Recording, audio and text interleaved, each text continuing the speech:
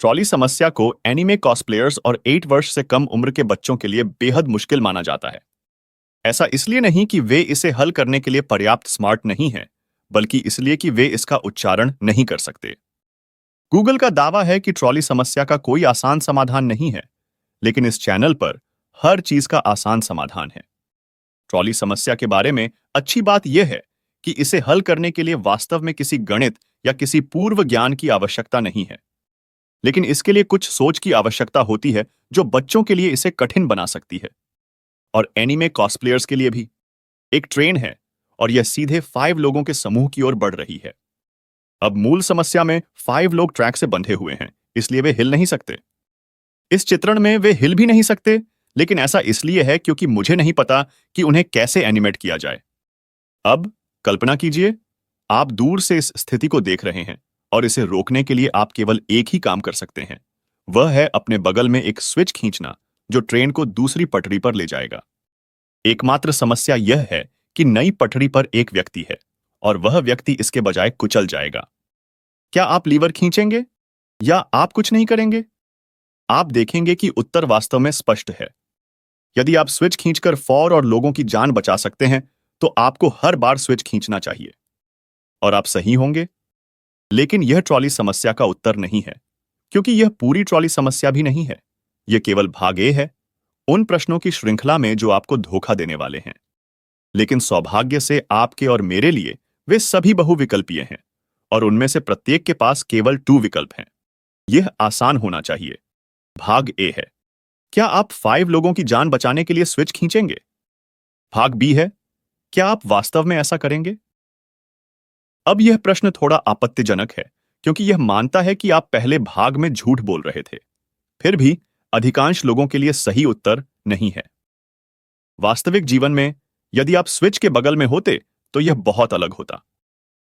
बहाने का ढेर यह अंतिम कारण सबसे कम समझ में आता है, यह देखते हुए कि 2D स्टिक फिगर आसानी से जेल की कोठरी से भाग सकता है। लेकिन अगर आप स्विच नहीं खींच पाते हैं तो बुरा मत मानिए। जब जीवन या मृत्यु के निर्णय का सामना करना पड़ता है, तो शरीर या तो लड़ाई, उड़ान या फ्रीज मोड में चला जाता है। एक त्वरित मूल्यांकन के बाद आपका शरीर शायद फ्रीज होने का फैसला करेगा और निर्णय लेने के लिए किसी और योग्य व्यक्ति की प्रतीक्षा करेगा। यदि आप अलग तरह से बने हैं तो सही उत्तर हां है, आप स्विच खींचेंगे। अब भाग सी पर चलते हैं। मोटा आदमी। 2 ट्रैक के बजाय कल्पना करें कि सिर्फ एक ट्रैक है जिस पर ट्रेन 5 लोगों को टक्कर मारने वाली है। इस बार कोई स्विच नहीं है जिसे आप खींच सकें, लेकिन आप ट्रैक के ऊपर एक पुल पर खड़े हैं, और आपके पास पुल से एक भारी आदमी को ट्रैक पर धकेलने का विकल्प है। वह इतना भारी है कि ट्रेन को रोक सकता है और 5 लोगों को बचा सकता है, लेकिन इस प्रक्रिया में उसकी बलि चढ़ जाएगी। क्या आप उसे धक्का देंगे? ज्यादातर लोग तुरंत कहते हैं, नहीं, मैं उसे धक्का नहीं दूंगा। तकनीकी रूप से अगर आप उसे धक्का देते हैं तो भी यह 5 लोगों की जान बचाएगा और 1 की बलि देगा। यही कारण है कि शिक्षाविद कह सकते हैं, बब लेकिन स्थिति गणितीय रूप से बराबर है। लेकिन शिक्षाविद यह भूल जाते हैं कि जब लोग तुरंत नहीं कहते हैं तो ऐसा इसलिए होता है क्योंकि उनका मस्तिष्क पृष्ठभूमि में अपने नैतिक कैलकुलेटर का उपयोग 100 गुना गति से कर रहा होता है, ताकि त्वरित और सटीक निर्णय लिया जा सके, जिसे हम में से अधिकांश लोग अंतर्ज्ञान के रूप में जानते हैं। आपकी अंतर्ज्ञान सही ढंग से यह तय करता है कि उस व्यक्ति को धक्का न देने के कई कारण हैं। सबसे पहले, वास्तविक जीवन में वह योजना लगभग कभी काम नहीं करेगी, क्योंकि ट्रेनों को एक व्यक्ति द्वारा नहीं रोका जा सकता है, और उस तरह के धक्का के साथ सटीक होना भी बहुत कठिन है। दूसरी बात, भले ही योजना काम करने की गारंटी हो, फिर भी यह बहुत दर्दनाक और अवांछनीय भाग्य होगा, क्योंकि यह व्यक्ति ट्रैक पर भी नहीं है, वह बस अपने काम से काम रख रहा है। याद रखें, पहली स्थिति में जिस व्यक्ति की हमने बलि दी वह किसी कारण से ट्रैक पर खड़ा था, इसलिए उसे यह मिलना ही था। अंत में, अगर वह एक पतला आदमी था तो वह ट्रेन को रोकने के लिए पर्याप्त भारी नहीं होगा, इसलिए आप केवल किसी मोटे व्यक्ति को ही धक्का दे सकते हैं। लेकिन देखने वाले किसी भी व्यक्ति को ऐसा लगेगा कि आप सोचते हैं, मोटा आदमी डिस्पोजेबल है, लेकिन पतला आदमी अधिक मूल्यवान है। आपके लिए यह अच्छा नहीं है, तो भाग सी का उत्तर देना बहुत आसान है, नहीं, उसे धक्का मत दो। भाग आई थोड़ा जटिल है। कल्पना कीजिए कि एक ट्रैक पर 5 लोग हैं, लेकिन उस भाग से ठीक पहले मोटा आदमी के साथ थोड़ा अतिरिक्त लूप है।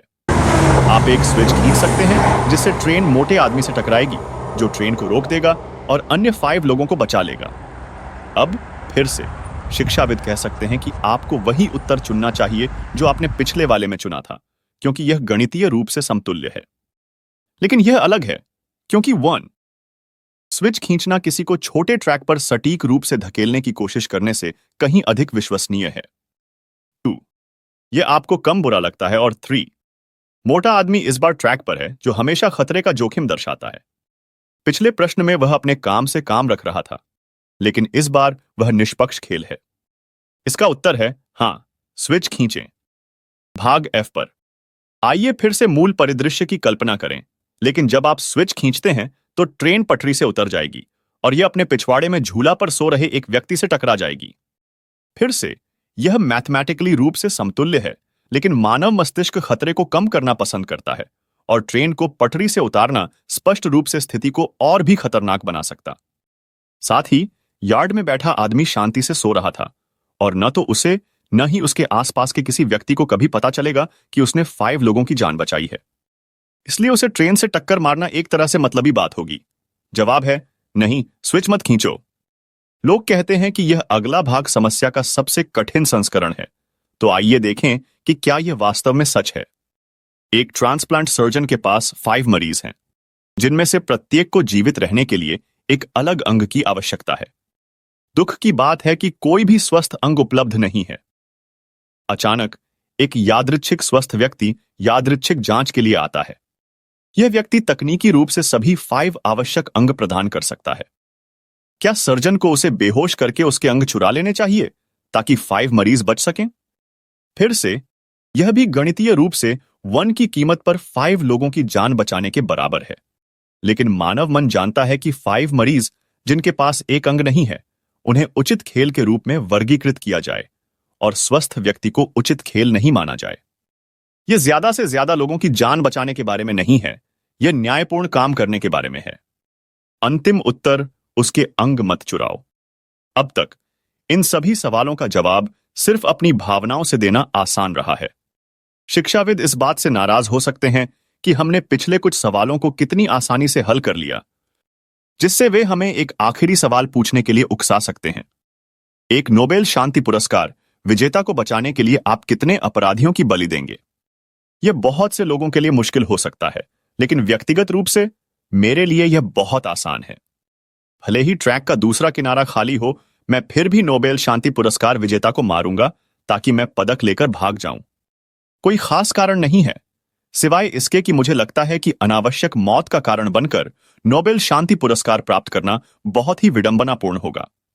वैसे भी मैं अगले वीडियो के लिए धन जुटाने के लिए सदस्यता के रूप में दान ले रहा हूं।